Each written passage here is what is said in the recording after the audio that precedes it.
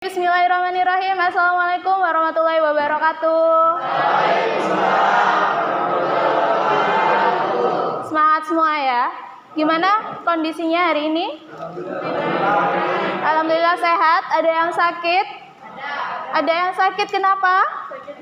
Sakit hati. Kalau sakit hati susah disembuhkan ya, anak-anak ya, disembuhkan sendiri-sendiri. Oke, Bu Isma berdoa semoga yang sedang sakit segera disembuhkan. Amin.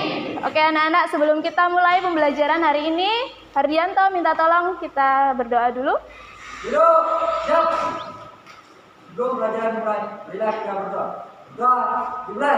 Raditu billahi robba wa bil islami dina wa bi muhammadin nabiyya wa rasulah rabbi zidni ilma warzuqni fahma abdi srohli sadri wa yassirli amri wahlul uqdatam min lisani yafqahu qawli. Amin. Oke, Bu Isma absen dulu ya.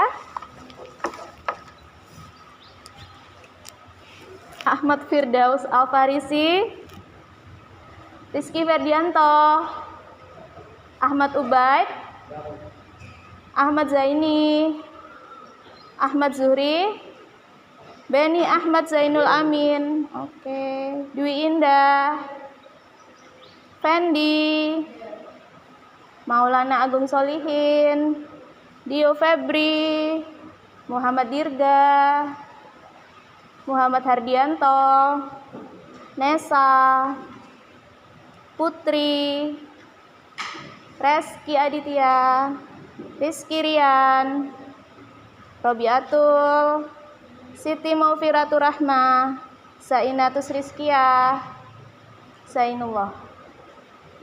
Masuk semua ya. Alhamdulillah. Oke anak-anak, sekarang sudah mulai masuk musim penghujan ya. Sering hujan kalau siang waktunya kalian pulang sekolah. Bu Isma tidak henti-henti mengingatkan ya, jangan lupa bawa mantel. Bagi yang bawa motor, mantelnya selipkan di dalam joknya. Yang naik angkot juga bawa payung ya, menjaga diri, sedia payung sebelum hujan.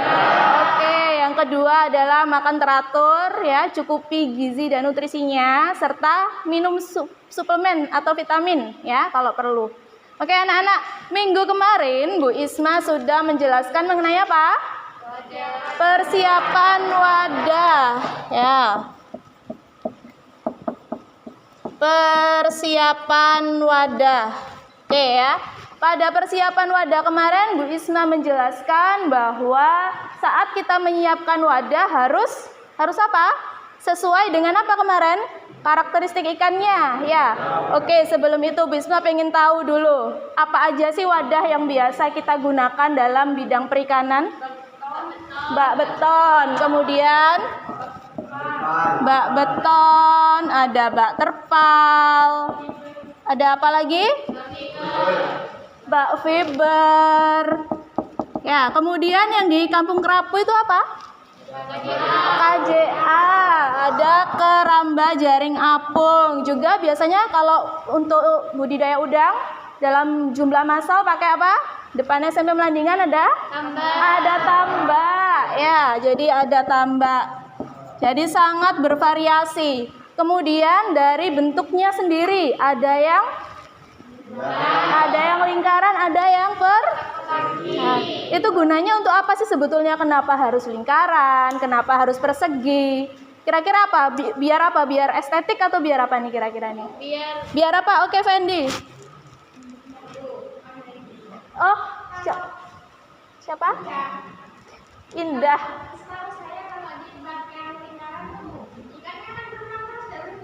Oke, kalau baknya lingkaran itu ikannya akan berenang terus ya. Nah, sehingga ya kalau ikan itu dia bisa bergerak secara leluasa, maka akan meminimalisir stres pada ikan ya. Kalaupun kita mau menggunakan bak yang kotak ya, ini tidak boleh sudutnya mati seperti ini ya.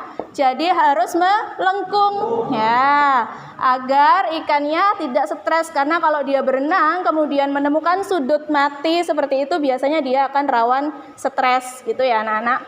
Nah, pada hari ini kita akan memperdalam materi mengenai persiapan wadah, khususnya pada bak atau kolam dan juga pada kolam tanah. Jadi kita ingin memperdalam materi mengenai itu. Tapi sebelumnya ya, Bu Isma pengen tahun ini kelas 11 APL 2 nih kebanyakan anak-anak UPJ kan ini ya. 70%-nya ini anak-anak UPJ ya. Oke, sebelum itu Bu Isma pengen 1 atau 2 orang sharing ke depan ya mengenai pengalamannya di UPJ. Boleh, siapa nih yang mau nih? Ahmad Zaini dari tadi senyum-senyum ya. Oke, silakan maju ke depan. Boleh, nggak usah takut. Sama Ferdi juga. Ferdi dari tadi senyum-senyum juga. Yuk, maju ke depan. Pakai mic biar suara merdunya itu terdengar ya. Tenang, tenang. Boleh, boleh, boleh.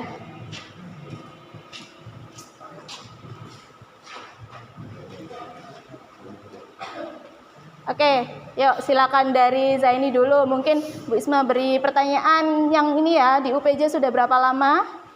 Sudah dari kelas 10. Sudah dari kelas 10. Oke, silakan diceritakan sedikit mengenai kegiatannya. Nggak usah pakai bahasanya sendiri, nggak usah takut, nggak usah. Ini, yuk coba sharing sama temennya. Ayo. Ya, ayo, nggak apa-apa.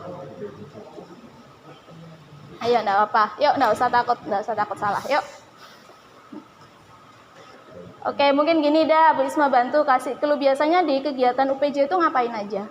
Nah, untuk kegiatan di UPJ itu yang pertama pembenihan. Terus sama pendederan. Sama pendederan, gitu, Fer. Ferdi juga melakukan hal yang sama? Iya. Oke. Kalau sebelum kita melakukan pembenihan, melakukan pendederan, itu biasanya ngapain dulu itu? Untuk yang pertama kita lakukan adalah pembersihan kolam. Pembersihan kolam. Kita pakai kolam apa sih di UPJ? Di kolam beton. Pakai kolam beton. Kalau kolam beton itu berarti biasanya diapakan tuh? Mempersiapkannya diapakan? Dibersihkan tuh. Dicuci. Ya, dicuci pakai apa? Pakai sabun. Pakai sabun. Disikat nggak? Ya disikat. Disikat. Terus ngapain setelah disikat? Terus diisi air lagi. Oh, dibersihkan sampai bersih ya. Terus kemudian diisi air lagi. Ada pernah ngasih bahan kimia enggak di dalam situ? Tidak pernah. Enggak pernah. Jadi enggak pakai bahan kimia. Pakai dikeringkan enggak? Setelah dibersihkan ya, itu dikeringkan dulu enggak? Nunggu sehari 2 hari apa langsung aja kasih air? Langsung kasih air. Langsung kasih air gitu. Ferdi juga gitu. Iya. Yang lain, anak-anak UPJ yang lain gimana? Sama seperti itu. Oke, baik, terima kasih ya. Luar biasa, nggak usah malu ya. Oke, Ferdi silakan duduk.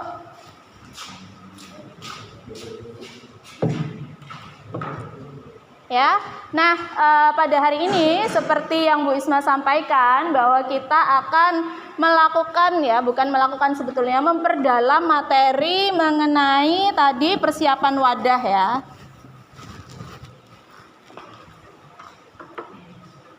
Jadi tujuan pembelajaran kita hari ini ya, jadi harapannya hari ini kita mampu mengetahui ya. Yang pertama itu adalah persiapan wadah. Persiapan wadah ya, khususnya pada kolamnya kolam tanah ya, dan pada kolam beton atau bak. Dan yang kedua nanti adalah menerapkan peralatan penunjang ya, peralatan penunjang dan peralatan lab.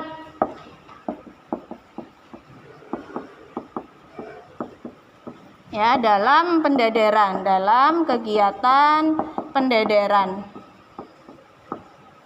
Oke ya, jadi hari ini ada 2 tahapan yang harus kita kerjakan ya. Yang pertama adalah persiapan wadah pada kolam tanah dan bak. Yang kedua yaitu menerapkan peralatan penunjang, ya, khususnya peralatan lab. Karena kan nggak mungkin dalam suatu usaha pendadaran itu hanya baknya aja ya. Pasti ada peralatan penunjang yang menunjang usaha pendadaran itu sendiri. Tuh ya. Oke, gimana, sudah siap? Aduh, siapnya lemes ya. Yuk, gimana, sudah siap? Nah, gitu anak-anak. SMK harus penuh semangat, apalagi ini kan calon wirausaha muda ya. Amin, kemarin sudah selesai bikin aquascape keren. Ya, oke. Sebelum kita masuk ke dalam materi ya, seperti biasa kita lakukan dulu pretest sudah hafal ya. Jadi seperti biasa kita pretest dulu. Bu Isma akan share link lewat WA grupnya ya. Oke. Ditunggu beberapa saat.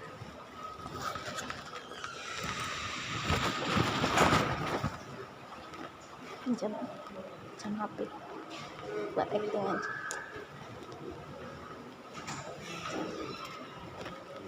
Oke, sudah masuk linknya? Oke, kalau sudah silakan dikerjakan ya. Bu Isma beri waktu 10 menit untuk mengerjakan.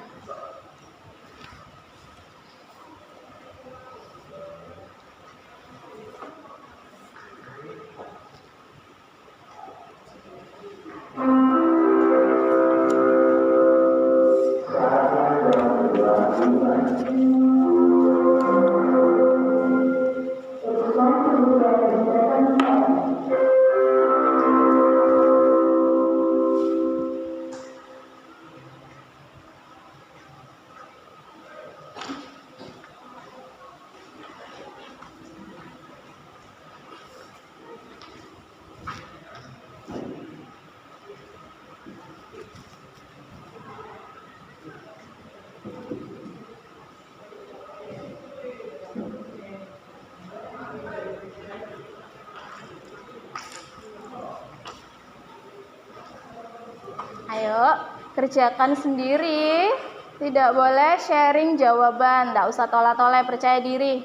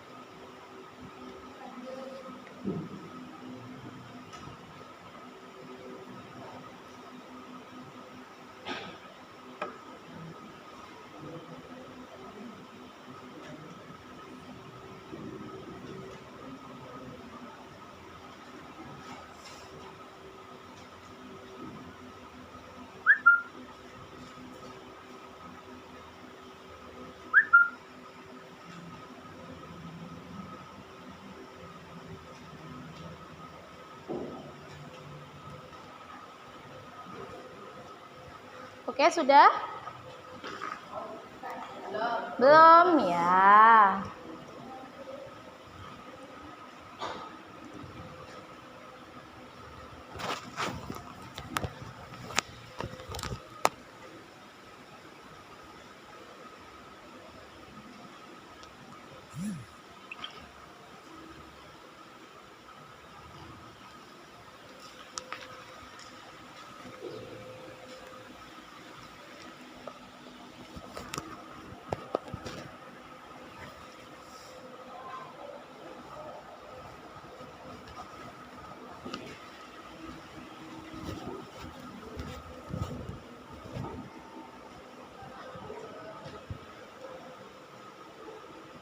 Oke, sudah ya? Udah 10 menit? Oke, sip. Sudah dikirim formulirnya? Oke, mantap. Oke, anak-anak ya. Hari ini ada yang beda. karena Bu Isma akan menerapkan metode baru ya. Kalau biasanya mungkin Bu Isma terlalu banyak ceramah gitu ngomong di depan. Kali ini Bu Isma akan menggunakan metode student facilitator and explaining ya. Ya ini juga biar kalian tahu.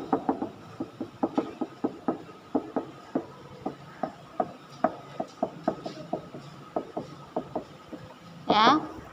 Jadi ini merupakan metode tutor sebaya, di mana nanti saat kita berdiskusi, Bu Isma tidak lagi memberikan materi secara utuh kepada kalian seperti biasanya, tetapi ini tugasnya teman satu kelompok untuk menjadi tutor sebaya. Jadi apa sih pekerjaannya? Tutor sebaya itu ngapain ya? Jadi tutor sebaya itu nantinya akan membantu temennya untuk paham materi hari ini tuh apa sih, hari ini tuh diskusinya tentang ini loh, hari ini pokok bahasannya tentang ini. Jadi fungsinya tutor sebaya tuh memahamkan temennya ya, karena biasanya kita kalau kerja kelompok ya pasti ada yang jadi beban kelompok ya, itu relate sekali dengan kehidupan kita, ada yang jadi beban kelompok. Makanya hari ini Bu Isma mau semuanya berperan ya, jadi tidak ada yang kemudian hanya duduk diam menunggu jawaban, tetapi juga ikut berdiskusi secara aktif. Oke anak-anak gitu ya. Nah kali ini kita akan berdiskusi, tentu saja Bu Isma akan bagikan atau akan tentukan kelompoknya. Jadi kelompoknya Bu Isma yang pilihkan ya. Dan nanti Bu Isma akan memilih siapa tutor sebayanya itu secara random ya. Jadi nggak ada ceritanya nih yang biasanya suka ngomong tuh jadi tutor sebaya ya. Jadi tetap secara random, artinya siapapun harus siap gitu ya. Oke anak-anak ya, Bu Isma bacakan dulu kelompoknya ya. Setelah itu kalian duduk bersama dengan kelompoknya masing-masing gitu ya. Oke, kelompok 1 Fendi Fitria, Muhammad Dirga Wahyudi, Nesa Aulia Abdillah dan Zainullah. Kelompok 2 Dwi Indah Walidotika, Muhammad Hardianto, Putri Anggaristan dan Rizky Rian Pratama. Kelompok 3 Ahmad Ubaid, Ahmad Zaini, Ahmad Zuhri, Robiatul Adawiyah. Dan yang kelompok 4 Ahmad Rizky Ferdianto, Ahmad Firdaus Alfarisi, Muhammad Dio Febri Maulana Hidayatullah dan Siti Maufiratur Rahmah. Dan kelompok 5 Beni Ahmad Zainul Amin, Maulana Agung Solihin, Reski Aditya dan Zainatus Rizkiyah. Sudah jelas? Oke, silakan membentuk kelompok sesuai dengan yang Bu Isma sebutkan tadi. Silakan.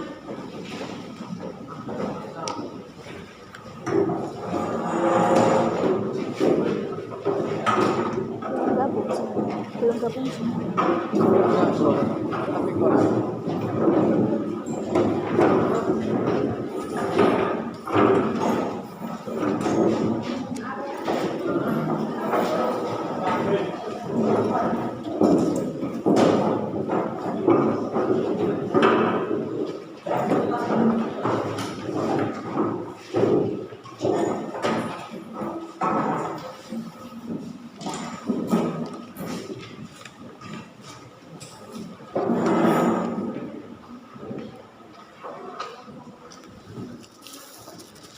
Oke ya, sudah duduk sesuai dengan kelompok. Oke, kalau begitu nanti ya, ini Bu Isma akan bagikan dulu. Ini perwakilan kelompok boleh mengambil buku ajarnya ke depan. 55, silahkan. 5, 1, 2, 3, 4, 5, oke.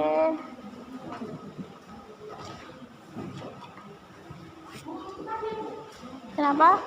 Oh iya, oke, silakan disesuaikan saja. Ya, kan ada yang kurang. Siapa yang belum? Kan semuanya total ya, ini punya Dirga. Oke.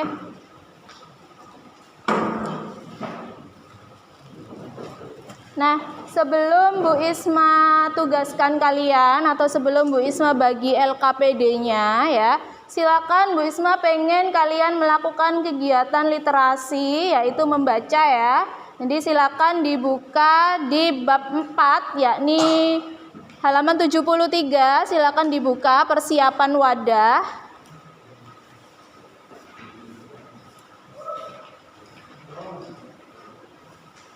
Sudah ketemu? Oke, silakan Bu Isma, beri waktu 10 menit untuk membaca ya, untuk membaca. Tidak usah langsung banyak. Bu Isma mau 1 halaman bolak-balik, silakan dibaca dan dipahami ya. Kemudian ini ada trik ya, trik membaca cepat. Jadi saat membaca itu kalian nggak usah membaca dari kata awal sampai akhir sampai selesai ya. Tetapi kalian dalam sekali pandang coba temukan 1 atau 2 kata kunci ya yang sekiranya bisa kalian ini temukan ya, 1, 2. Pokoknya kata-kata kunci aja. Setelah itu coba kalian kembangkan di bukunya ya dengan bahasa sendiri gitu. Jadi dari kata kunci itu tadi coba dikembangkan sendiri. Nah, jadi biar tidak kita tuh terpaku dengan apa yang ada di buku. Kayak gitu. Oke, boleh silakan dicoba 10 menit, silakan membaca.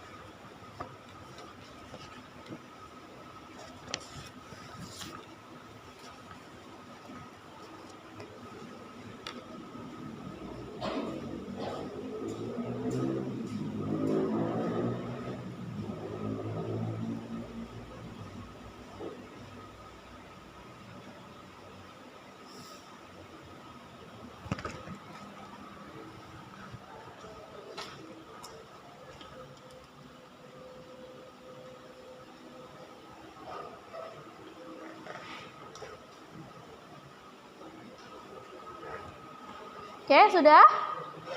Sudah ya, sudah 10 menit. Jadi silakan, sudah dicatat poin-poin pentingnya yang ada di buku? Sudah ya, sudah memahami apa yang dibaca? Sudah apa sudah? Sudah ya. Oke, coba sih kalau gitu Bu Isma pingin tahu hasil dari membacanya. Yuk, siapa nih kira-kira yang mau mengkomunikasikan kepada teman-temannya apa yang sudah dibaca? Yuk, boleh siapa? Mau ditunjuk apa mau ngacung sendiri? Ada? Ditunjuk? Oke. Robiatul dah kalau gitu. Boleh?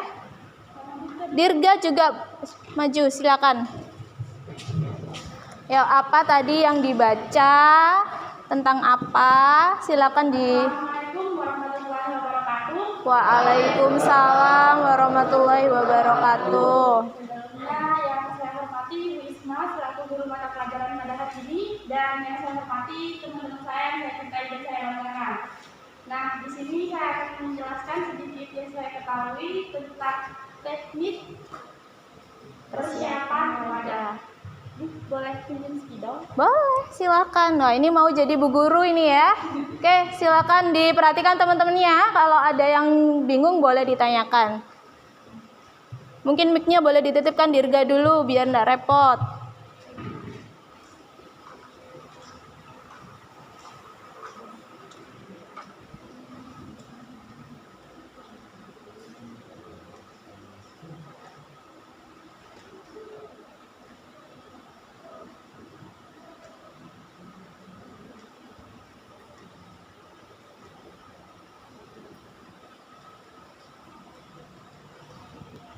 Oh, tulisannya kecil, tapi bisa dibaca? Bisa ya. Oke, yang ini Bu Isma bantu hapuskan dulu biar nggak repot.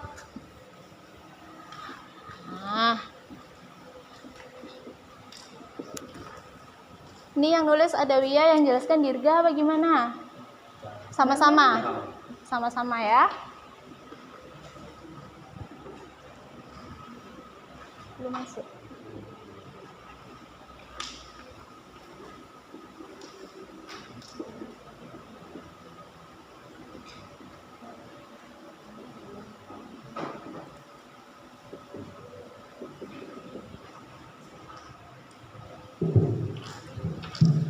Ya silakan. Oke, yang sudah ada di depan yaitu teknik persiapan wadah pendederan, yaitu F fungsi teknik persiapan wadah pendederan, T tujuan teknik persiapan wadah pendederan, P persyaratan teknik persiapan wadah pendederan. Baik, di sini saya akan menjelaskan satu persatu tentang fungsi teknik persiapan wadah pendederan, yaitu agar terciptanya suasana lingkungan yang optimal serta parameter kualitas air yang baik dari segi fisika, kimia, dan biologi, serta supaya wadah pendederan terhindar dari hama dan penyakit yang menempel di dalamnya. Nah, adapun tujuan teknik persiapan wadah pendederan, yaitu agar benih yang kita pelihara dapat tumbuh dengan optimal dan memiliki sulfur fat yang optimal. Maka dari itu, jika kita menginginkan benih yang kita pelihara dapat tumbuh dengan sehat dan optimal, kita harus melakukan persiapan wadah terlebih dahulu agar wadah yang kita gunakan terhindar dari bakteri, penyakit maupun hama. Baik, selanjutnya adapun persyaratan teknik persiapan wadah pendederan, ada beberapa persyaratan, yaitu yang pertama, wadah pendederan tidak mengandung zat beracun. Yang kedua, kedap air dan tidak bocor. Dan yang ketiga, wadah pendederan harus menyesuaikan pola hidup ikan budidaya di alam. Nah, dari yang sudah kita jelaskan dari tadi, apakah di antara kalian ada yang berkenan? Oke, Vira silakan. Zat beracun bagi ikan itu apa? Kalau zat beracun bagi ikan itu bisa berupa merkuri, yaitu logam berat yang terdapat di tanah, air maupun udara. Gimana Vira? Oke, ada lagi mungkin? Oke, Ubaid silakan. saya memberi tambahan tentang kelangsungan grup ikan. Di antaranya yaitu kualitas air yang terdiri dari oksigen terlarut, amonia, suhu, pH, pakan, lingkungan, dan kesehatan ikan. Oke, jadi hal-hal yang mempengaruhi survival rate ya. Siap. Oh. Terima kasih Mas Ubed. Oke, gimana yang lain? Ada lagi yang mau ditanyakan? Oke, luar biasa. Kita beri aplaus dulu ya untuk Wia. Assalamualaikum warahmatullahi wabarakatuh. Waalaikumsalam warahmatullahi wabarakatuh. Luar biasa ya. Oke, jadi kalau kita bahas sedikit ya, tadi sudah dituliskan sama Wiyah bahwa ada FTP. Jadi ada fungsi, ada tujuan, dan ada persyaratan. Tadi fungsinya apa? Katanya Wiyah apa tadi fungsinya? Untuk agar benih kita terhindar dari oke, Bu Isma tulis dulu ya, sambil coba diperhatikan. Ya, terhindar dari hama penyakit. Nah, untuk itu air yang harus kita siapkan maka harus terjaga kualitasnya. Betul apa betul? Betul ya. Nah, parameter kualitas air itu ada berapa sih? Ada 3. Ada apa aja? Kimia, kemudian ada fisika, setelah itu ada bio. Nah, kalau ketiga parameter ini sesuai dengan standar yang dipersyaratkan, maka dia akan menghasilkan media air yang juga terjaga, ya. Nah, makanya tadi sempat disebutkan oleh Wia bahwa ada apa tadi? Merkuri yang ada di air, ada di tanah misalkan, atau ada di udara. Sebetulnya memang kalau kita membudidayakan di KJA ya, kalau KJA itu kan di laut ya. Di laut itu kadang-kadang kan dekat dengan kayak gini, Bu Isma kasih contoh kayak di Python. Di Python itu sisa buangan limbahnya itu kan hangat ya, panas ya. Sehingga saat dibuang dia ke perairan umum maka akan juga menjadi pencemar. Nah, makanya kalau kita kemudian mendirikan KJA di sekitar sana, nah itu akan mengandung risiko. Karena bisa jadi misalkan ada blooming alga, karena daerahnya cenderung hangat kan. Kalau hangat, cahaya matahari cukup, maka fitoplankton juga akan tumbuh dengan sangat subur seperti itu. Sehingga dalam hal kita mempersiapkan wadah juga harus menyesuaikan. Kalau kita budidayanya di kolam biasa kayak di sekolah ya, di kolam beton, itu maka biasanya sumber-sumber racun yang ada, yang mungkin ada, yang pertama itu adalah sisa-sisa zat organik yang ada pada budidaya siklus sebelumnya. Ya, andai kata misalkan dalam siklus sebelumnya itu ternyata ada hama penyakit yang menyerang nih di dalam suatu kolam. Nah, kalau kita tidak benar dalam melakukan pencucian, tadi disikat, sempat kata Zaini disikat, kemudian kalau perlu disterilisasi, maka hama penyakit ini akan terikut di siklus berikutnya. Ya, karena hama penyakit kita tidak bisa lihat dengan mata telanjang kan, jadi harus menggunakan mikroskop sehingga kita harus benar-benar mempersiapkan wadah itu, jangan ada part-part yang di skip seperti itu ya. Oke, kemudian tadi ada tambahan juga ya dari Ubaid bahwa sumber amonia di dalam perairan itu bisa dari sisa pakan ya yang tidak termakan, bisa dari feses juga. Nah, itu juga menjadi sumber racun di dalam perairan. Nah, tadi itu fungsinya. Jadi fungsinya biar ya, gampangannya kalau kalian ribet-ribet ya, aduh kata-katanya Wiyah sama Dirga tadi panjang gitu ya. Jadi gampangannya kalau fungsinya ikannya itu biar sehat. Ya, biar sehat, tidak mudah sakit. Nah, itu fungsinya. Nah, fungsinya ikannya sehat ya. Nah, secara sederhana. Jadi biar mudah kalian masukkan ke dalam otak kalian. Nah, kemudian kalau tujuan sekarang Bu Isma tanya kepada kalian, kalau kita budidaya, produksi benih, tujuannya untuk apa? Dapat cuan ya, dapat uang. Nah, kalau tujuannya dapat uang, maka nggak boleh rugi. Nah, berarti indikatornya adalah SR. Apa sih SR itu? Survival rate atau kelulus hidupan, ya. Artinya semakin tinggi angka SR maka budidaya semakin berhasil apa nggak berhasil nih? Semakin berhasil. Jadi semakin tinggi SR-nya maka usaha kita semakin berhasil, otomatis untungnya juga semakin besar. Nah, bagaimana caranya agar ikan itu SR-nya tinggi? Yakni dengan menjaga kualitas hidupnya supaya mendukung. Nah, kalau ikannya nggak diopeni, misalkan makannya nggak teratur, kemudian nggak pernah disipon, nggak pernah dikuras, dari mana kita mengharapkan SR yang tinggi? Nah, jadi saling berhubungan. Berarti kalau fungsi tadi ikannya biar sehat, maka tujuannya adalah untuk meningkatkan SR. Nah, untuk meningkatkan SR. Oke ya. Kemudian yang ketiga adalah persyaratan. Persyaratannya apa? Kalau kita bikin wadah harus apa? Yang pertama harus apa? Nggak boleh bocor nggak? Nggak boleh. Kenapa kok nggak boleh? Nanti ikannya kehabisan air, Bu. Megap-megap gitu ya misalkan ya. Nggak boleh bocor. Harus kedap air nggak? Iya. Kalau nggak kedap air nanti rembes ya. Tahu rembes? Rembes ya, jadi airnya itu rembes sedikit-sedikit. Nah, yang ketiga adalah bahan-bahan yang digunakan itu harus bebas dari racun ya. Karena misalkan nih kita pakai terpal. Lah, terpal itu kan ada berbagai grade ya. Ada grade A, grade B. Nah, kalau semakin tinggi grade-nya biasanya harganya semakin tinggi. Kalau semakin rendah juga semakin murah, tetapi lain kualitas.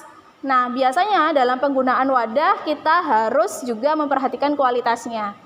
Kalau kita pakai yang murah, khawatirnya ada partikel-partikel yang nanti akan mempengaruhi kehidupan ikan saat di budidaya. Atau mungkin kalau ditambah, kita pakai plastik HDPE, itu kan juga harus diperhatikan kandungannya bahaya nggak untuk ikan. Nah, jadi persyaratannya yang pertama, nggak boleh bocor, harus kedap air, ya, dan safety, ya, tidak ada bahan racunnya. Oke, dari sini bisa difahami? Bisa ya, sudah masuk ya? Oke, kalau gitu ini pengantar sebelum kita nanti diskusi ya. Kalian sudah membaca. Nah, di sini Bu Isma punya satu video ya, video materi juga.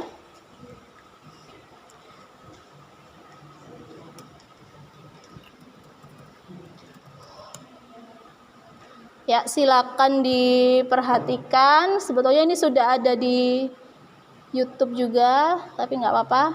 Kita kembali dengan Bu Isma di mata pelajaran teknik pembelajaran komoditas RKL tahun. Pada hari ini kita akan membahas mengenai materi kesiapan wadah dan peralatan lapangan pembelajaran. Siap-siap. Sebelum kita beranjak kepada materi berikutnya, Isma ada pertanyaan nih.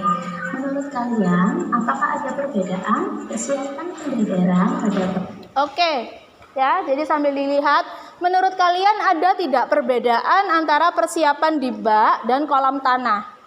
Ada atau enggak kalau menurut kalian? Ada? Oke, kita coba cek ya. Kira-kira kenapa kok ada perbedaan?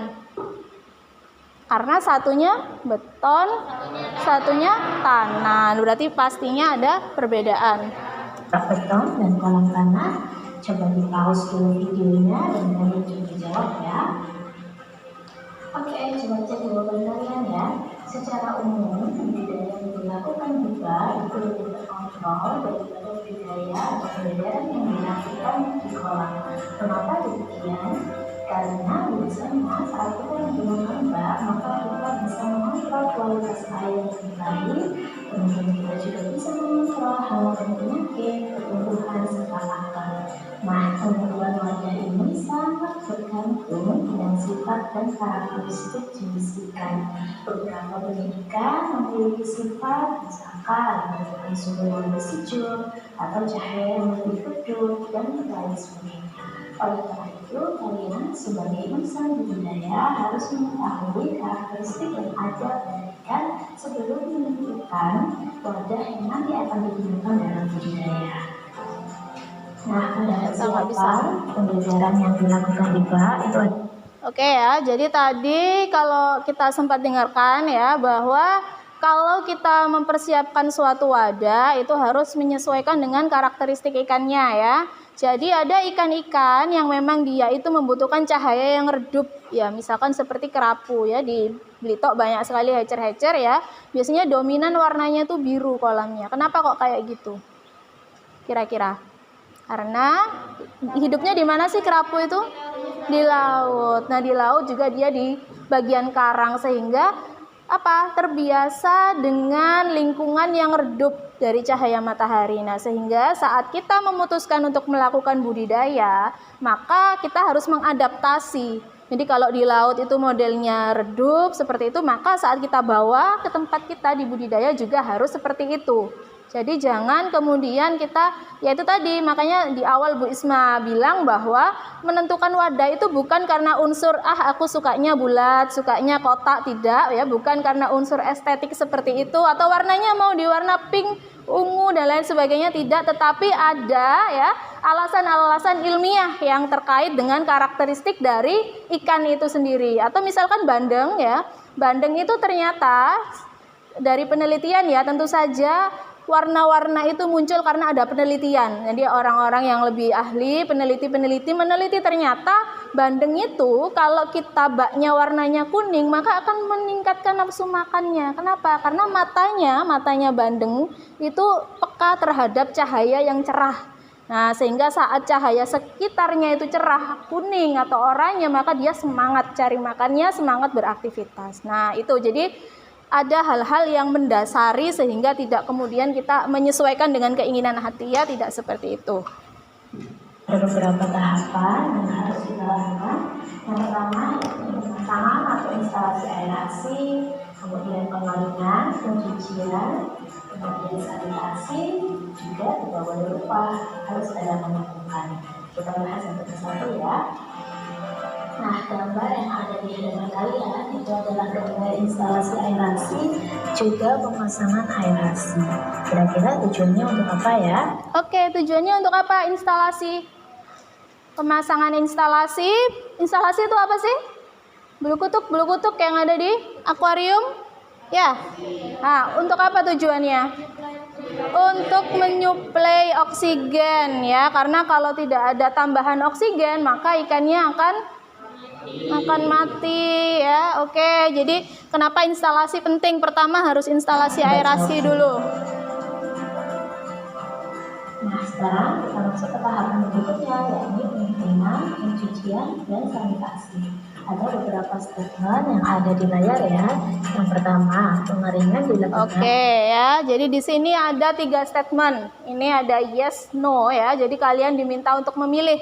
Yang pertama, pengeringan itu dilakukan selama 2-3 hari. Tujuannya untuk membunuh hama penyakit. Kalian tim yes atau tim no? Yes. Tim yes. Oke, makanya tadi begitu Zaini ya dan Ferdi menjelaskan bahwa setelah dikeringkan tuh langsung Bu diisi air Bu. Saya agak kaget ya. Waduh, bahaya kalau seperti itu. Karena memang sebetulnya sesuai dengan kondisi. Tidak masalah karena kan kita aplikatif ya. Jadi kadang-kadang memang tidak bisa 100% sesuai dengan teorinya ya, karena kalau kita melakukan budidaya kita punya, oh ini pengalaman saya itu ternyata kalau dikasih air langsung nggak apa-apa, ya sudah jadi nggak apa-apa gitu ya. Oke, yang kedua adalah pencucian dilakukan untuk menghilangkan kotoran, lumpur dan lumut. Kalian tim yes atau tim no? Yes ya, sudah jelas ya, mencuci, menghilangkan kotoran ya. Jadi di sini yang dimaksud mencuci itu mencuci secara pakai deterjen ya. Jadi menghilangkan kotoran yang terlihat kayak lumut, kayak yang nempel-nempel ada di dinding-dinding bak itu biasanya ya. Kemudian yang terakhir adalah perlu sanitasi. Sanitasi itu untuk double kill, artinya membunuh untuk biar semakin aman. Jadi kalau yang awal tadi dikeringkan tujuannya untuk membunuh hama penyakit, maka sanitasi itu double killing. Artinya dibunuh bukan dibunuh, artinya dihilangkan untuk yang sebenar-benarnya. Jadi kayak dua kali langkah untuk menghilangkan hama penyakitnya. Pasti tim yes ya? Oke. Selama 2-3 hari tujuannya untuk membunuh hama penyakit. Yang kedua, pencucian dilakukan untuk membunuh kotoran, lumpur, dan Dan yang ketiga, sanitasi juga dilakukan untuk membunuh hama penyakit yang mungkin masih ada di produk pendidikan kita. Kalian berdua sama dengan. Nah, step terakhir yakni adalah penumpukan. Dimana penumpukan ini berfungsi untuk menumbuhkan pakan alami, sehingga sangat penting untuk dilakukan sebelum kita menikah. Biasanya penumpukan ini dilaksanakan sampai 7 hari sebelum pernikahan ini dilakukan. Nah, metodenya ada 2 jenis. Ada yang langsung ditebarkan ke area persalinan, dan ada juga yang dimasukkan terlebih dahulu ke dalam plastik lalu kemudian diletakkan di wadah bendera. Sekarang kita lanjutkan pembahasan pada persiapan wadah khususnya pada kolam tanah. Sebetulnya secara langkah-langkah mereka sama ya antara kolam tanah dan bak. Namun di sini ada perbedaan. Nah, sambil dilihat ya pertanyaannya ada di layar. Mengapa pada kolam tanah itu kita melakukan pengeringan sampai tanahnya itu retak-retak? Kira-kira tuh. Nah, ini manual ya, jadi harus jalan-jalan. Oke. Mengapa pada kolam tanah itu kita harus melakukan pengeringan sampai tanahnya tuh retak-retak gitu? Kenapa kira-kira? Gimana? Untuk menghilangkan penyakit, hama, dan zat beracun, ya. Hama yang ada di dalam tanah ya. Kenapa sampai retak ya? Karena kita harus memastikan bahwa di dalam lapisan tanah itu kering sempurna. Ya, jadi kalau hanya di permukaan saja, yang bawahnya belum tentu.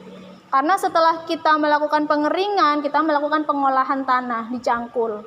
Kemudian diapakan lagi? Diberi pupuk. Ya, tujuannya apa? Agar tanah yang di atas ini kan bekasnya siklus ya. Dipakai dia, jadi ada kotoran mengendap di permukaan tanah itu, sehingga kalau kita kemudian tidak beri perlakuan, maka kalau itu lagi yang dipakai, maka tidak ada pergantian, oksigennya akan jenuh kalau seperti itu. Makanya kita keringkan sampai retak, ini artinya sudah kering sungguh. Kalau kalian bikin cake ya ibunya, caranya ngecek sudah matang sampai ke dalam, ditusuk lidi, kalau lidinya sudah kering artinya sudah matang sempurna kan gitu ya. Nah, sama kayak gini. Jadi kalau kita nggak sampai retak tuh kayaknya dalamnya kurang kering ya. Nah, kalau sudah kering sempurna seperti ini, maka selanjutnya tuh kita lakukan pengolahan.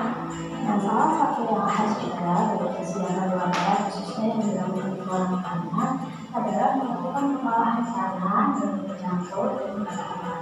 Nah, pada saat fase ini juga biasanya pembuatan formalin itu dilakukan. Apa yang dimaksudkan itu? Formalin adalah seperti saluran air ya, yang memudahkan kita untuk mempercepat pemasukan dan pengeluaran air.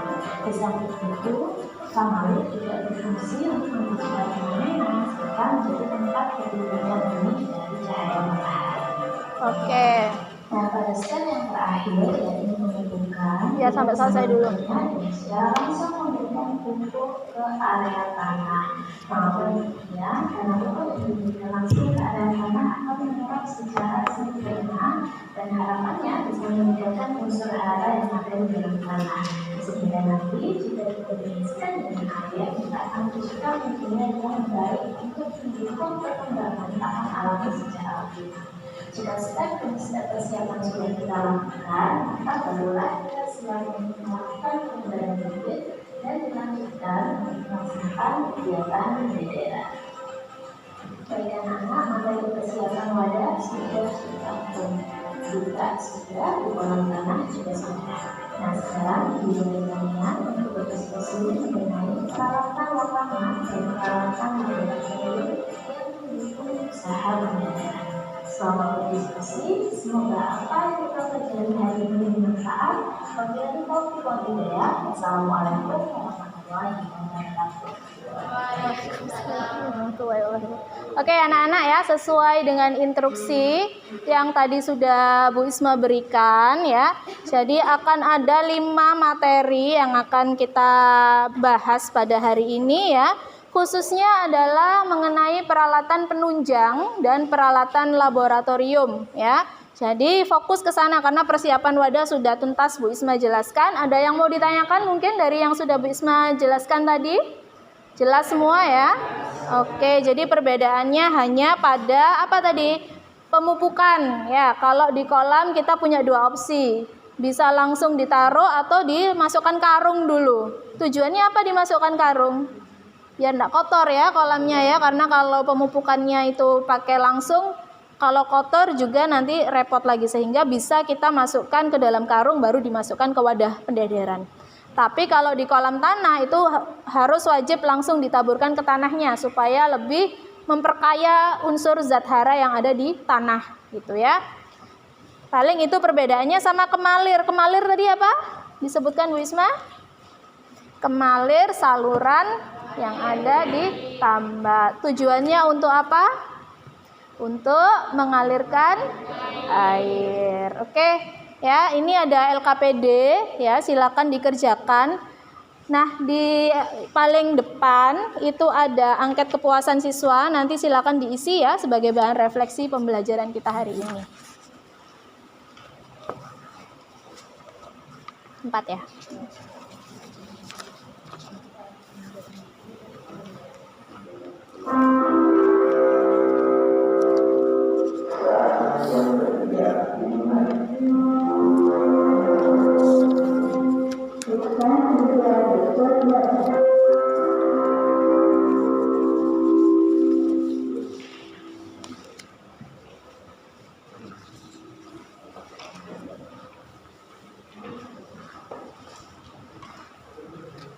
Oke, silakan dikerjakan. Kalau ada yang tidak dipahami di LKPD itu silakan ditanyakan. Nah, ya jangan lupa dalam diskusi kita hari ini ada tutor sebaya yang nanti akan Bu Isma pilih secara random. Jadi Bu Isma jalan dari satu kelompok ke kelompok lain ya untuk memilih siapa yang jadi tutor sebaya. Pokoknya siapa aja nih nanti akan terpilih nih ya. Enggak ditentukan.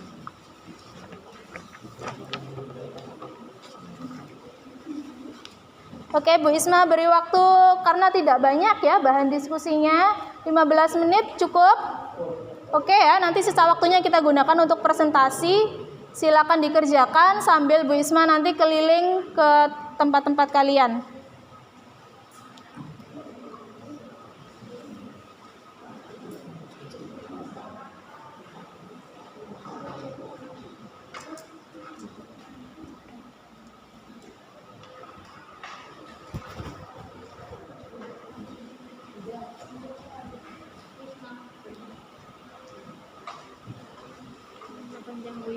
Nah, Isma yang dia gitu aja. Isma gitu aja enggak apa-apa.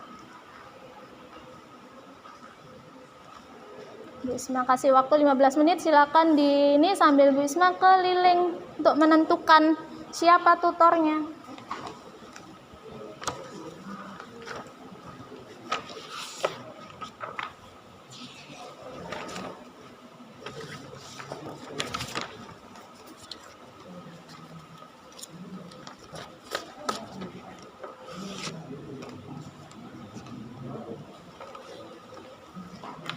Kelompok 1 di mana tempatnya?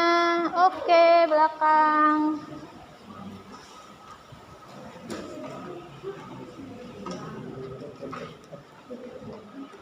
Kelompok 1 ada siapa aja nih? Ada Fendi, ada Dirga, Nesa, sama Zainullah. Oke, Bu Isma pilih ya tutor sebaya ya.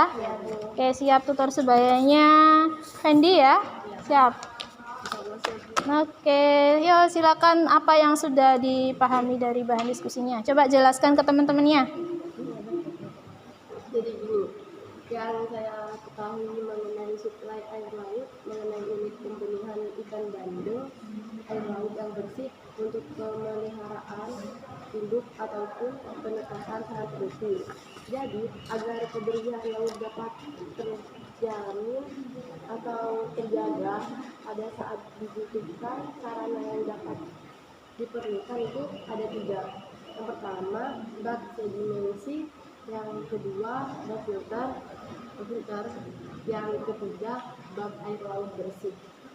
Itu saja yang saya pahami. Gimana Dirga? Dipahami apa aja tadi katanya? Bak suplai air laut ya.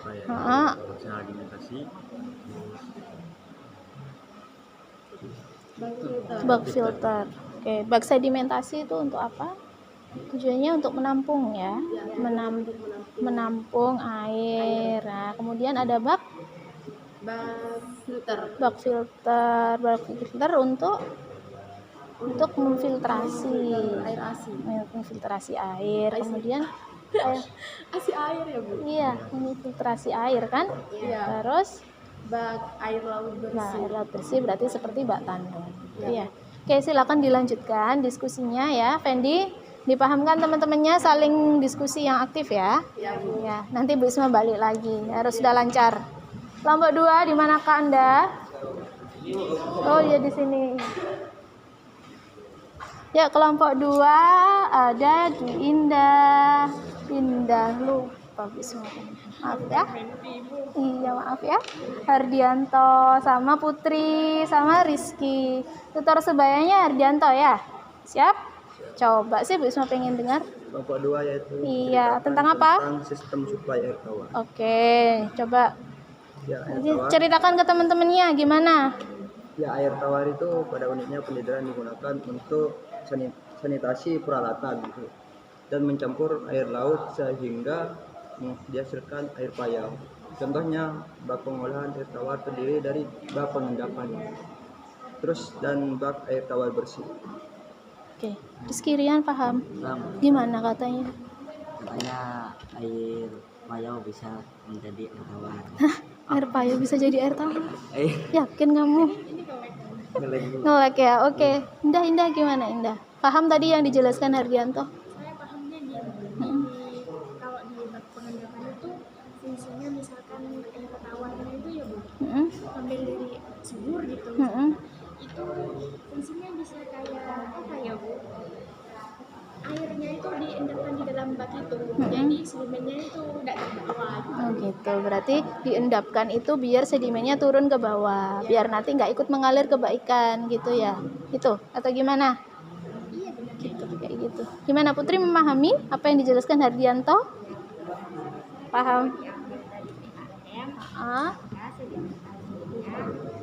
Sebaiknya tidak terbentuk. Itu kalau terbentuk, keluarnya akan menguap, tidak akan mengalir. Oke. Ya, jadi dilanjutkan diskusinya. Apa tadi? Indah mau nanya apa? Enggak Bu, itu kan kalau misalkan yang ambil dari Ha-ha. PAM itu, Mm-mm. kalau misalkan tidak tertutup itu misalkan yang terbuka gitu Bu, Mm-mm. itu kayak keluarnya itu menguap. Jadi kalau keluarnya menguap, kayak apa ya Bu, airnya itu tidak bahaya buat ikan. Oh, berarti diuapkan dulu klornya karena kandungan klorin bahaya ya. Ya. Makanya harus diuapkan dulu. Itu ya, Hardianto sama Indah saling memahamkan teman-temannya. Jadi jangan sampai Rizky Rian ya. Ayo sadar, jangan ngelek ya. Nah, oke, kelompok 3. Oke.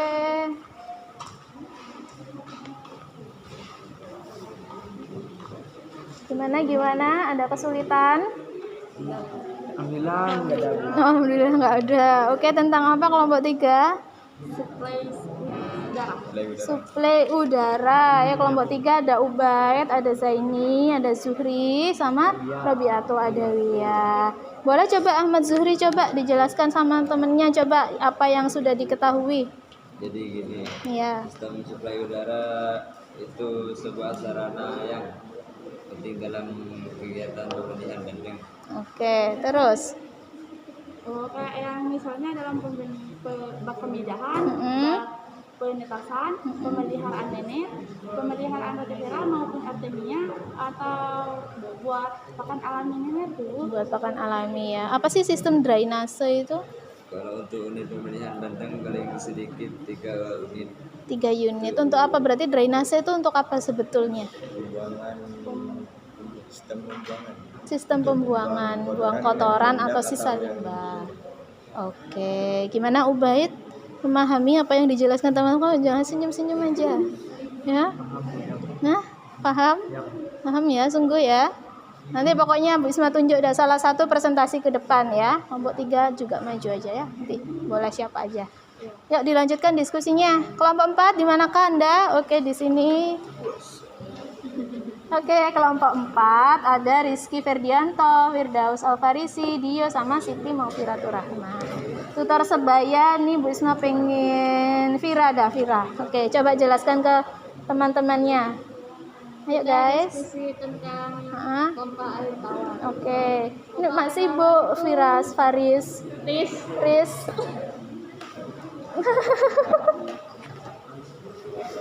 Dijelaskan, coba didengarkan Vira jelaskan nih. Untuk menyuplai air tawar. Biasanya kan di tambak-tambak itu memerlukan air tawar. Jadinya alat ini penting untuk budidaya ikan. Biasanya ukuran pompa air tawar ini 3 sampai 6 inci. Kalau kekuatannya 7 sampai 10 daya kuda. Oke. Gimana? Faris. Kenapa Bu Isma selalu salah ya Firas terus? Ayo Faris. Faris gimana? Faris memahami? Apa coba katanya Vira tadi? Pompa air tawar untuk apa tujuannya? Untuk apa pompa air? Mau menyuplai air tawar. Ya, iya Fer. Betul Fer. Terus apa lagi Dio? Ukuran pompa air kisaran 3 sampai 6 inci dengan kekuatan 7 sampai 10 daya kuda. 7 sampai 10 daya kuda itu maksudnya menariknya ya. Jadi menarik air lautnya. Oke, silakan dilanjutkan diskusinya ya. Nanti silakan semuanya siap siapapun yang nanti presentasi ke depan ya. Oke, kelompok terakhir. Oke. Gimana? Ada kesulitan? Tidak ada, aman. Kelompok 5 ini Beni, Maulana Agung Solihin, Reski sama Nai ya. Coba Bu Isma pengen Maulana Agung Solihin coba jelaskan ke teman-temannya nih. Analisis air adalah alat untuk menganalisis parameter kualitas air. Terdapat juga alat-alat untuk kualitas air. Di antaranya 1 termometer, 2 termometer, 3 termometer, 4 termometer. Tuh. Gimana Ben katanya Ben? Kamu memahami apa yang dikatakan Maulana Agung Solihin? Memahami apa tadi katanya dia? Banyak alat-alat yang digunakan dalam menganalisis kualitas air. Apa aja tadi? Ada pertama ada pH-meter, ada refraktometer, halometer, diometer, dan ada itu. Oke, apa res? Refrakto untuk apa res? Refrakto untuk Ukur apa? Salinitas. Kalau termo? termometer untuk ukur apa? Suhu. Iya. Nah ya, paham tadi yang dijelaskan? Ya, nanti siap siapapun presentasi ya. Oke, silakan dilanjutkan lagi. Oke, anak-anak silakan dilanjutkan diskusinya ya. Bu Isma beri waktu 5 menit untuk finishing apa-apa yang sudah menjadi hasil diskusi kalian hari ini. Setelah itu nanti Bu Isma akan pilih randomly seperti biasa maju ke depan untuk presentasi dan saling menanggapi gitu ya. Oke, silakan diselesaikan.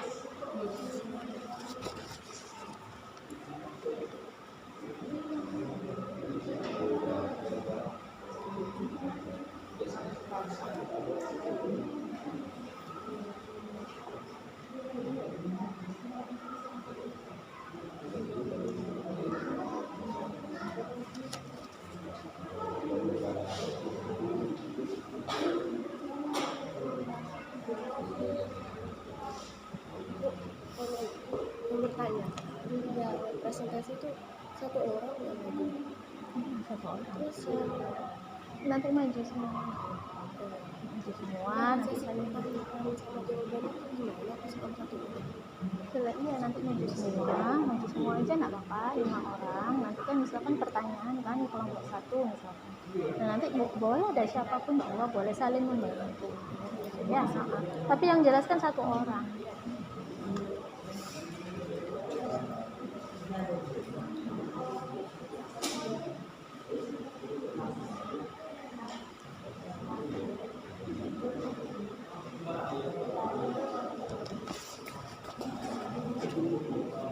Delapan 8.40 ya, siap ya? 8.40 kita akhiri sesi diskusi, kita presentasi. Nanti teknis presentasinya silakan maju semua satu kelompok ya.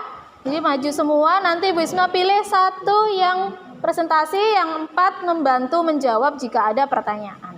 Ya, biar enggak grogi kali kalian ya. Oke. 8.40 kita ada waktu 6 menit, silakan di finishing, dirapikan, LKPD jangan lupa untuk diisi ya.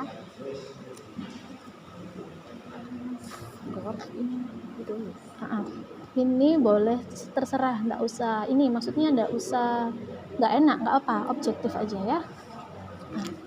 Untuk lembar refleksi nanti diisi ya setelah kita selesai pembelajaran. Kan itu ada 1, 2, 3, 4, silakan diisi seobjektif mungkin. Nggak enak sama Bu Isma. Silakan kalau ada dirasa yang kurang boleh ditulis di situ. Oke, sambil selesaikan yang refleksi, sambil kita siapkan finishing untuk presentasi.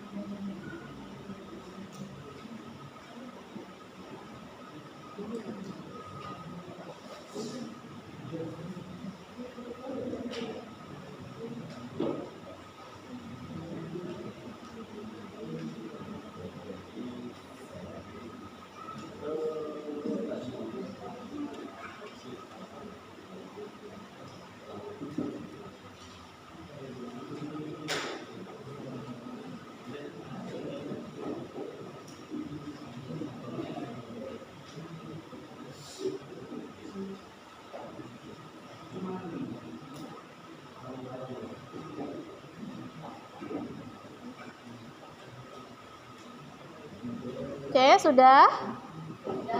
Oke, mau kelompok berapa dulu ini yang maju?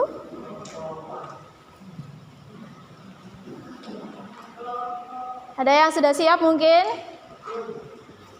Kenapa? Sesak nafas. Nah, disuruh presentasi langsung sesak nafas ya. Kenapa? Tunjuk ya. Cap cip cup ya. Hah? Lah iya kan, cap cip cup ya. Oke, kelompok 3. Oke, mana kelompok 3? Ayo beri aplaus dulu. Silakan maju ke depan. Oke. Agak ke sini. Nah, kelompok 3 ini saya mau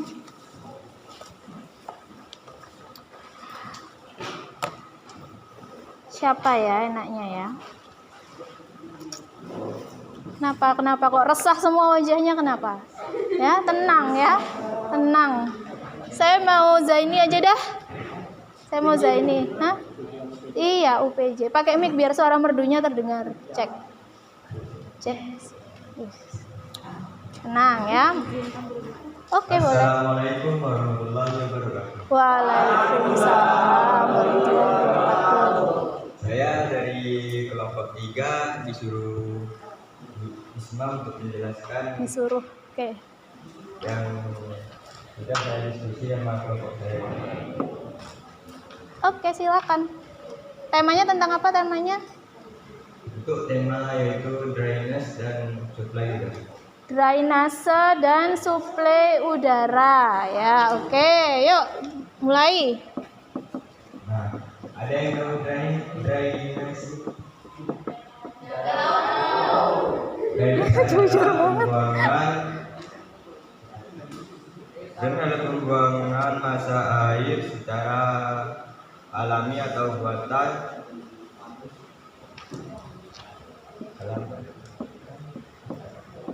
Mungkin bisa dibantu temennya, boleh.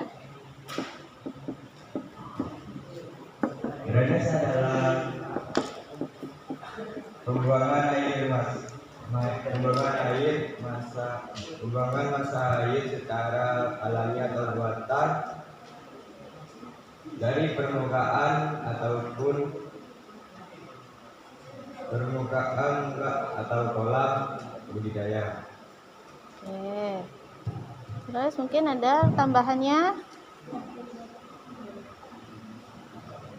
Nah, untuk sistem drainase sendiri itu bisa melalui atas ataupun bawah dan juga bisa disikon. Oke. Kemudian Bu Isma tuliskan di sini nanti biar bisa dibaca.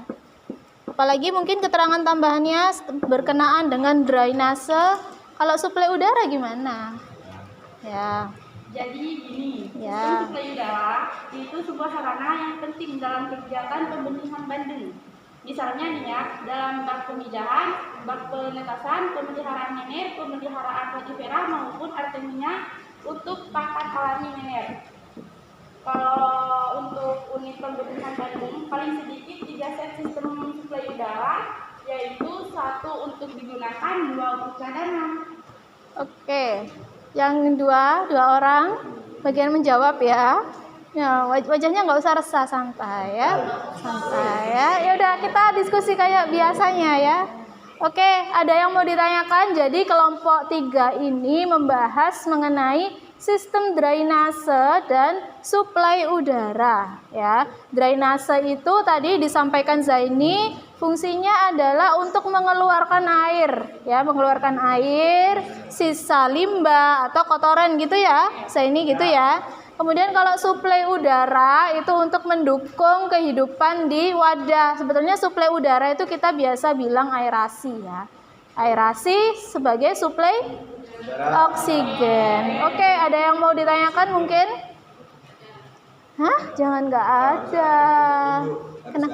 Iya, ini semangat menjawab pertanyaan. Ayo, boleh silakan apapun yang mau ditanyakan.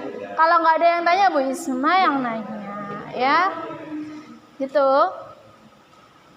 Ada? Nggak ada? Sungguhan? Hah? Oh, Bu Isma aja yang nanya. Nanti nggak boleh kayak gini ya. Nanti di kelompok-kelompok berikutnya harus ada yang nanya, ya. Oke, kelompok 3. tentang drainase dan suplai udara.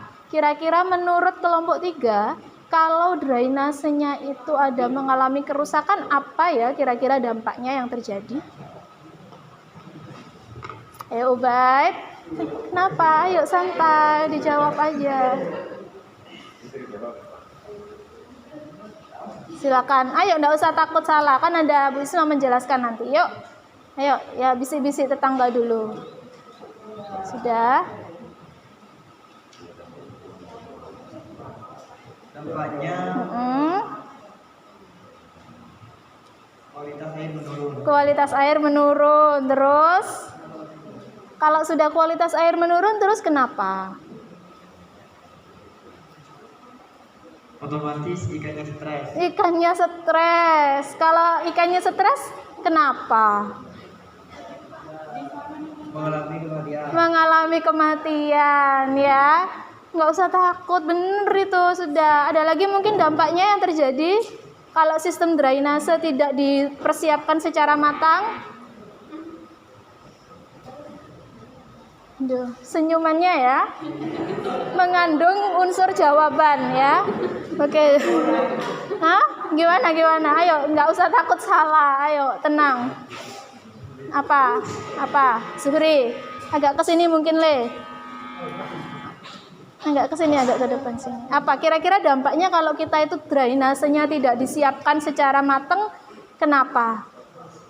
Atau jangan drainase dah, yang gampang ini, suplai udara. Kalau tidak disiapkan secara matang, maka apa yang terjadi? Ngapain? Kok harus berdekatan? Maksudnya kan ngomong biasa aja bisa ya. Ya, silakan Zuri memberikan pernyataan gimana? Kalau di dalam akuarium nggak ada bulu kutuknya apa yang terjadi nanti? Kekurangan oksigen. Nah, kekurangan oksigen ya. Kalau kamu kekurangan oksigen bisa hidup? Nggak bisa. Ikan juga sama ya. Oke, yang lain ada yang mau ditanyakan lagi? Nggak ada, sudah ya.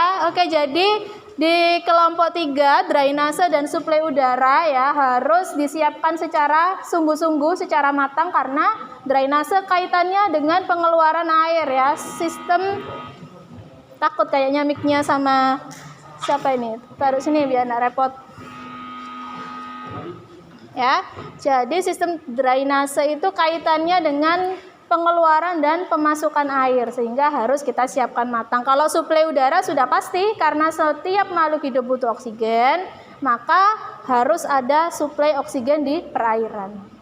Sudah? Silakan ditutup. Sekian dari kami. Kurang lebihnya mohon maaf apabila ada tutur kata yang salah. Wassalamualaikum warahmatullahi wabarakatuh. Waalaikumsalam warahmatullahi wabarakatuh. Silakan duduk. Kita beri aplaus ya.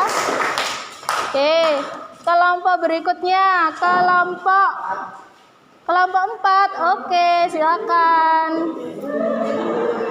Ini senang saya yang kayak gini, optimis ya. Kelompok 4. Diambil mic-nya. Oh iya, kelompok 4. Siapa yang presentasi ya? Terus siap ya. Langsung ambil mic. Oke, Dio. Ayo, enggak apa-apa. Ayo. Dio udah siap sedia. Agak sini lah. Assalamualaikum warahmatullahi wabarakatuh. Saya dari kelompok 4 akan mempresentasikan tentang pompa air tawar. Pompa air tawar. Pompa air tawar adalah pompa air tawar berfungsi untuk menyuplai air tawar. Ukuran pompa air tawar sekitar 3 sampai 6 inci dengan kekuatan 7 sampai 10 daya gudang. Pompa air tawar diperlukan untuk mensuplai air tawar. Di tambak-tambak biasanya diperlukan untuk campuran air laut yang sudah disterilkan. Jadi pompa air tawar cukup diperlukan atau penting untuk budidaya ikan. Oke, cuma pompa air tawar aja. Ya. Oke, jadi pompa air tawar tadi Dio katakan fungsinya adalah untuk tambahan karena kita kan budidaya payau ya. Jadi kalau payau itu butuh air tawar dan air laut. Jadi di dalam suatu usaha pendederan, pembenihan harus butuh air tawar juga. Makanya perlu adanya pompa air tawar gitu ya. Oke, mungkin dari kelompok lain ada yang mau menanggapi? Oke, silakan Indah.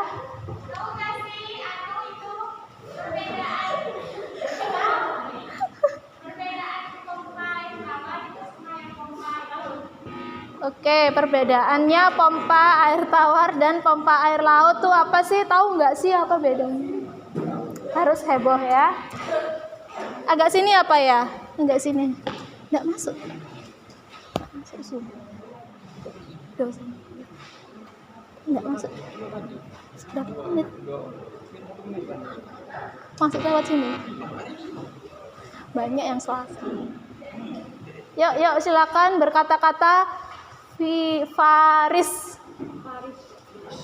Ya, Bu Isma selalu salah dengan Firas. Faris, ya Faris. Enggak ya, maaf ya.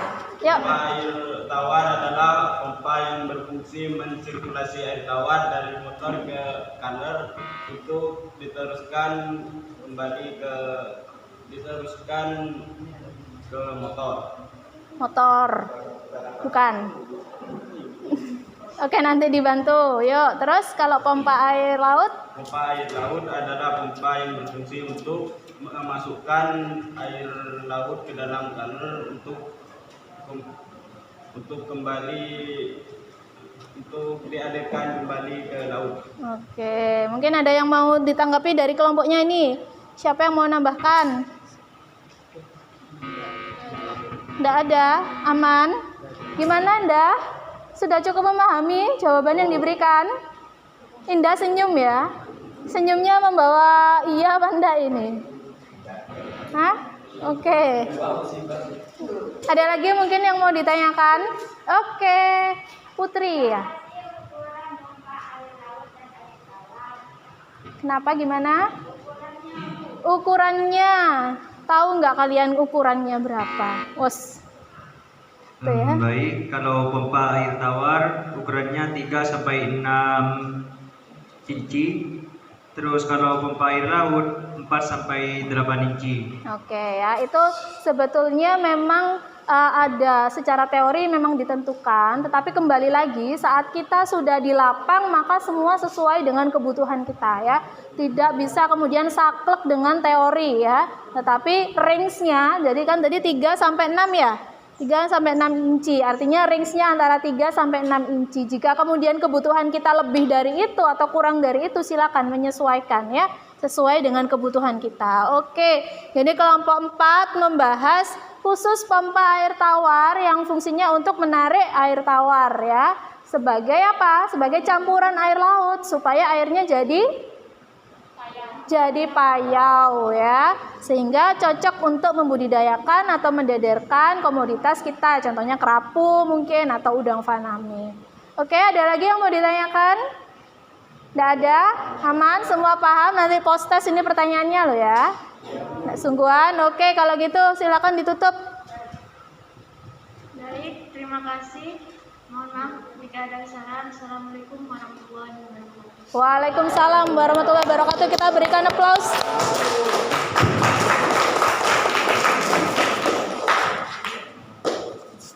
Ya, oke. Kemudian kelompok berapa lagi yang mau?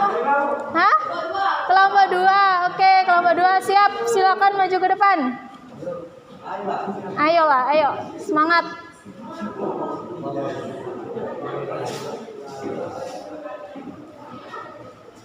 Kelompok 2 ada Indah, Dardianto, Putri sama Rizky Rian. Ya, gemoy. Agak sini mic-nya silakan. Boleh diambil. Siapa yang presentasi ini? Ada yang sudah siap mungkin? Wes, Rian mantap ya. Siap yuk, silakan diambil mic-nya, di-on-kan dulu. Silakan presentasi agak sini. Assalamualaikum warahmatullahi wabarakatuh. Waalaikumsalam warahmatullahi wabarakatuh. Saya akan sedikit menjelaskan tentang prinsip dari kelompok 2 ini. Sip. Sistem supply air tawar. Air tawar pada unit pendidikan digunakan untuk sanitasi, peralatan, dan mencampur air laut sehingga dihasilkan air tawar. Bak pengolahan air tawar terdiri dari bak pengendapan dan bak air tawar bersih. Bak ini berisi air tawar bersih yang sudah siap digunakan. Bak ini sebagai bak penampung setelah air tawar. Oke, terus ini apa bahan diskusinya tentang apa yang kelompok 2 ini? Sistem suplai air tawar. Nah, bedanya sama kelompok yang tadi apa? Bedanya apa? Oh, alatnya. Kalau yang ini sistemnya ya. Jadi tadi dijelaskan sama Rizky Rian bahwa sistem suplai air tawar dibutuhkan untuk menarik air tawar ya, karena kebutuhan budidayanya adalah air payau ya, sehingga butuh air tawar untuk menetralkan air laut supaya jadi air payau. Terus apa aja baknya tadi? Ada bak pengendapan dan bak air tawar bersih. Bak pengendapan dan bak air tawar bersih. Oke, kira-kira ada yang mau ditanyakan? Ayo. Kalau enggak ada, Bu Isma yang tanya. Oh iya, siapa itu? Fendi ya? Oke, silakan.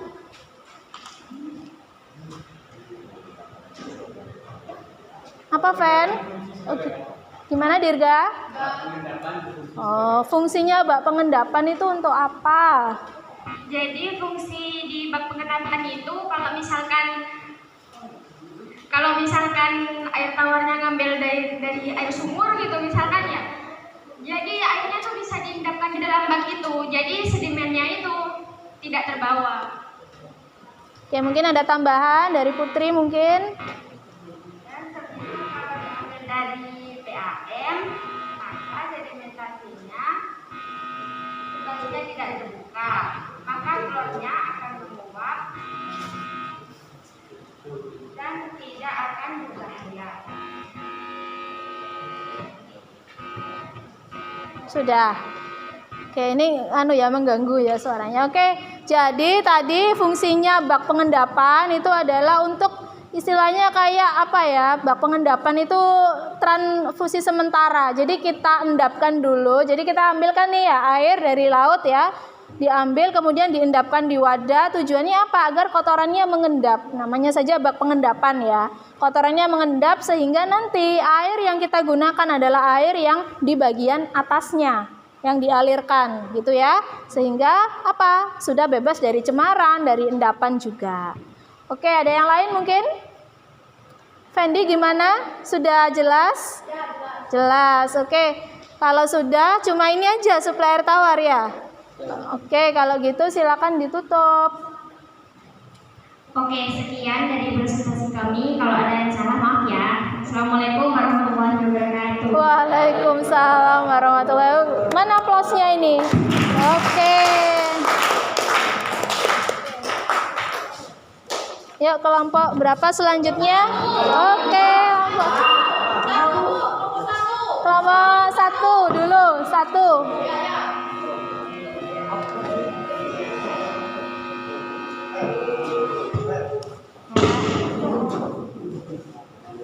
Silakan kelompok 1. Kurang kelompok 1 sama kelompok berapa? Oh iya. Oke, kelompok 1 silakan dibuka dulu presentasinya. Sudah Mas, mic-nya. Silakan agak ke sini, Fen. Sama Nesa. Ya enggak apa-apa dah. Waalaikumsalam warahmatullahi wabarakatuh. Kami dari kelompok 1 ingin mempresentasikan tentang jenis wadah dan peralatan lapangan kegiatan pendederan pada ikan bandeng. Tata ruang unit pendederan harus direncanakan dengan terperinci dan sama, sehingga semua fasilitas dan sarana perlengkapan pendederan dapat berfungsi dengan baik. Sistem suplai air laut pada unit pendederan bandeng, air laut yang bersih untuk pemeliharaan hidup apapun ataupun penetasan sangat penting, terutama untuk pertumbuhan makanan alami. Oleh karena itu, unit pembenihan ikan bandeng sangat memerlukan air laut. Ada pun sarana yang akan diperlukan. 1. Bak sedimentasi. Bak ini berfungsi sebagai penampungan yang dapat dibuat dari batu atau dari beton. Yang kedua, bak filter. Bak ini berfungsi menyaring air laut. Yang ketiga, bak air laut bersih. Bak ini berisi air laut bersih. Sistem perolehan air laut. Sistem perolehan air laut bisa dilakukan dengan beberapa cara, yaitu melalui pipa yang ditanam dalam bak filter, membuat sumur di pantai, melalui pipa yang dipasang di atas dasar laut. Apakah ada yang mau bertanya? Oke, silakan Inai sama Reski. Membangun sumur di pantai. Bagaimana? Konsep membangun sumur di pantai. Konsep kerja sumur Adalah menyalurkan penampungan air hujan ke dalam lubang atau sumur agar air dapat memiliki waktu tinggal di permukaan lebih lama, sehingga sedikit demi sedikit air laut meresap ke dalam tanah. Oke, gimana Inaya? Jelas? Reski, mungkin ada yang mau ditanyakan? Bagaimana cara menjaga kualitas air di dalam budidaya ikan? Caranya menjaga kualitas air mungkin pakai biasa aja ya, suaranya dikerasi ya, daripada ini ya. Dimatikan dulu aja Mas. Ya. Melakukan pengukuran kualitas air secara rutin, menjamin pakan yang baik, melakukan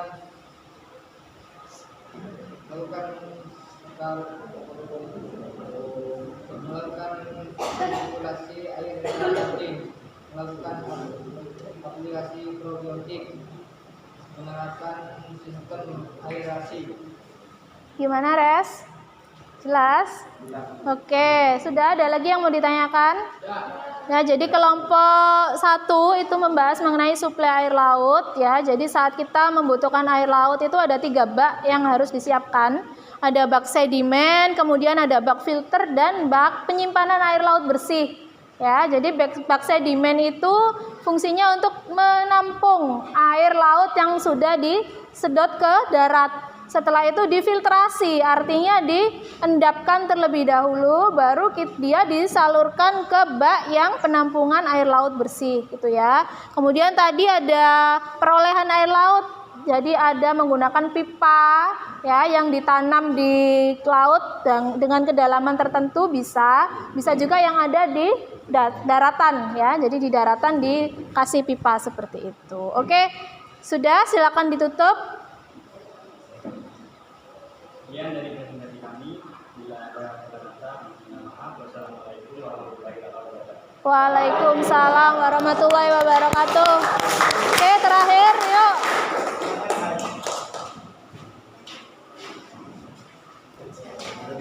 Kelompok 5, kelompok berapa ini? Kelompok 5 ya. Inai deh yang menjelaskan. Baik, assalamualaikum warahmatullahi wabarakatuh. Waalaikumsalam warahmatullahi wabarakatuh. Di sini kami akan sedikit menjelaskan tentang penganalisis air. Jadi penganalisis air adalah alat untuk mengukur kualitas air. Nah, di sana ada alat yang bisa mengukur pH air, kadar oksigen air, dan kadar nitrit, dan juga ada alkalinitas dan juga salinitas. Sudah, yang lain ada yang nambahkan? Mungkin yang ngukur pH itu apa nama alatnya? Tuh. Atau untuk mengukur pH, nah pH itu adalah kadar keasaman air. Nah, di sana ada kita bisa menggunakan pH meter atau pH pen. Oke, boleh dilanjutkan. Untuk salinitas, kita juga bisa menggunakan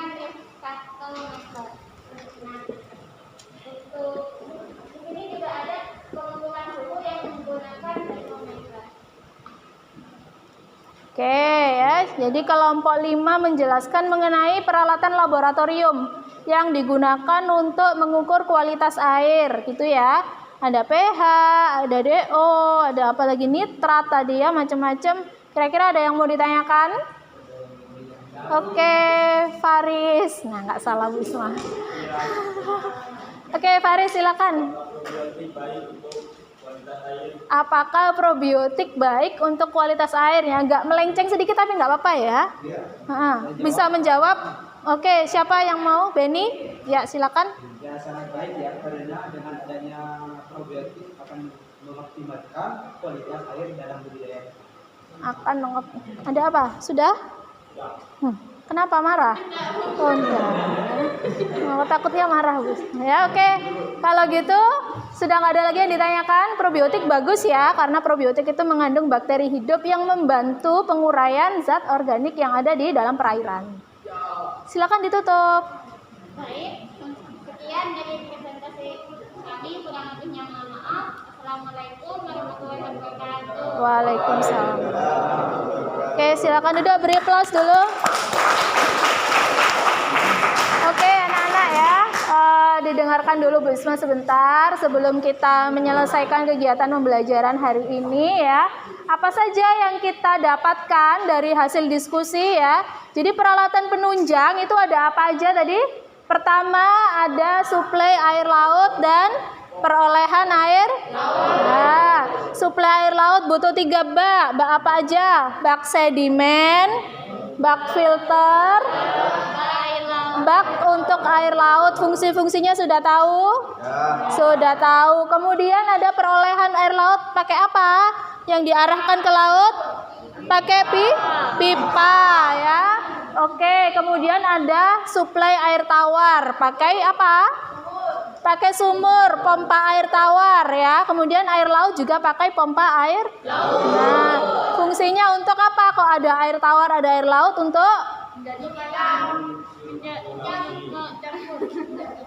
Untuk dicampur, untuk dicampur agar menjadi air payau ya. Kemudian suplai air tawar juga seperti itu. Dia punya yang namanya bak pengendapan. Untuk apa tujuannya?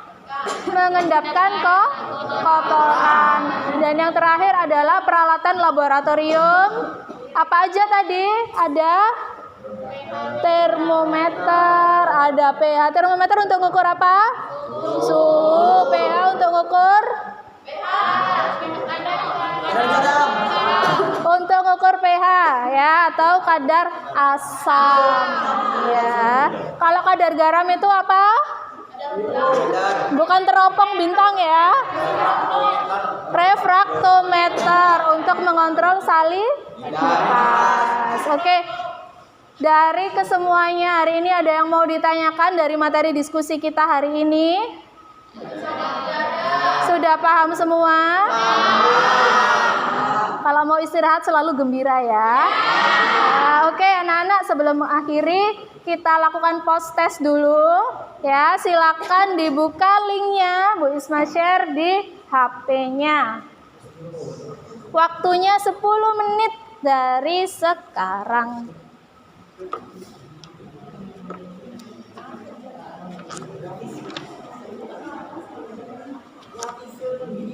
Ayo, tidak perlu ngobrol, silakan dikerjakan.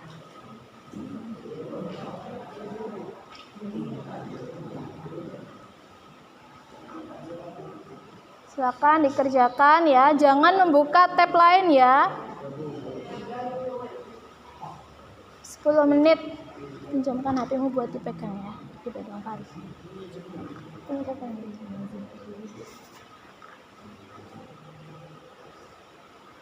Yuk, nggak usah contek-contekan, kerjakan masing-masing.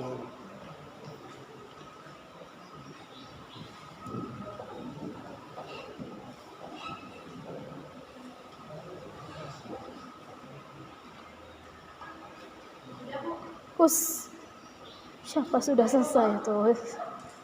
Difikirkan dulu ya jawabannya ya.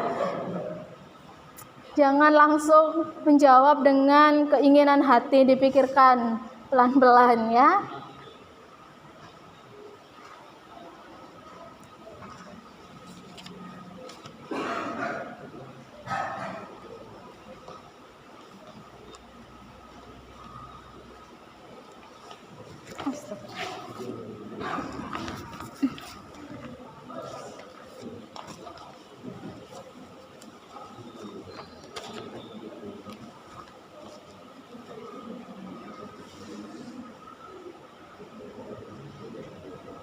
Ya, Zaini jangan guyon sendiri ya.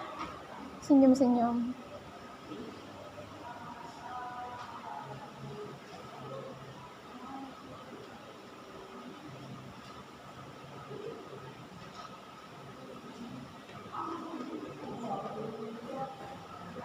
Kalau sudah, silakan klik tombol send-nya.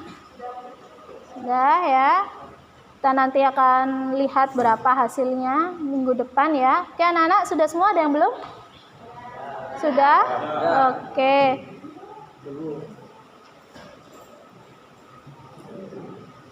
Oke anak-anak, sudah dikirim semua ya? Oke, ada kesulitan? Oh, soalnya gampang ya, terlalu mudah ya? Sih, mudah banget ya. Oke anak-anak, nggak minggu depan sih, hari Kamis ya, kita akan melanjutkan pelajaran mengenai perencanaan kegiatan pendederan. Jadi setelah tadi sudah dipersiapkan segala sesuatunya, kita mulai melakukan perencanaan kegiatan pendederan. Ya, dengan metode yang sama seperti hari ini, Bu Isma harapkan di rumah kalian sudah membaca tentang materi yang akan dibahas minggu depan. Oke anak-anak, terima kasih atas partisipasinya hari ini. Sangat aktif, sangat menyenangkan. Bu Isma sangat bersyukur ya di pembelajaran kali ini kita bisa melakukannya secara optimal seperti itu. Sampai jumpa di minggu berikutnya. Mohon maaf jika ada kesalahan. Wabillahi taufik wal hidayah. Wassalamualaikum warahmatullahi wabarakatuh. Waalaikumsalam.